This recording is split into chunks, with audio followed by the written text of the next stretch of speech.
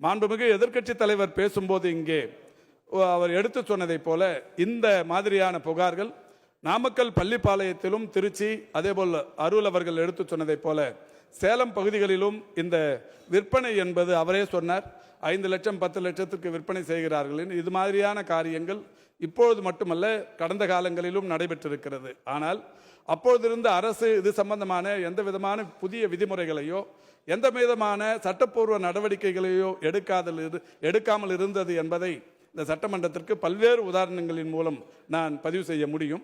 2017ஆம் ஆண்டு நாமக்கல் மாவட்டத்தின் காவல்துறையின் கண்காணிப்பாளர் மருத்துவத்துறைக்கு இங்கே இது மாதிரியான காரியங்கள் நடைபெறுகிறது என்று அதிகாரப்பூர்வமாக அனுப்பிய பல்வேறு ஆவணங்கள் இன்றளவும் அது நடைமுறைக்கு வராமல் இருந்தது. ஆனால் மாண்புமிகு தமிழ்நாட்டின் முதலமைச்சர் அவர்கள் எந்த மருத்துவமனையாக இருந்தாலும் அது யாருடையதாக இருந்தாலும் உடனடியாக சட்டப்பூர்வமான நடவடிக்கை எடுக்க வேண்டும் என்று அறிவுறுத்திய காரணத்தினால் இன்றைக்கு அந்த 2 மருத்துவமனைகளும் அதற்கான உடல் உறுப்பு மாற்று உரிமை சான்றிதழ்கள் ரத்து செய்யப்பட்டது.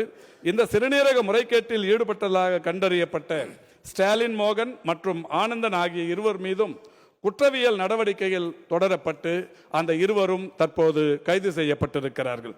மேற்கண்ட பரிந்துரைகளின் மீது தகுந்த நடவடிக்கைகள் மேற்கொள்ளுமாறு மருத்துவ கல்வி இயக்குனர், மருத்துவ மற்றும் ஊரக நலப்பணிகள் இயக்குனர் மற்றும் அனைத்து மாவட்ட ஆட்சியர்களும் கேட்டுக்கொள்ளப்பட்டுள்ளனர்.